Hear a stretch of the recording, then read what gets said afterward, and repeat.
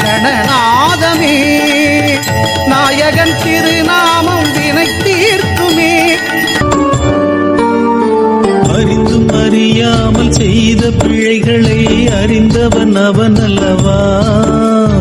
அறிவில் பெரியவனும் அறிவில் சிறியவனும் அவனது பிள்ளை அல்லவா. எவர்க்கும் பொதுவான இன்பம் அனைத்தையும் படைத்தவன் அவன் அல்லவா.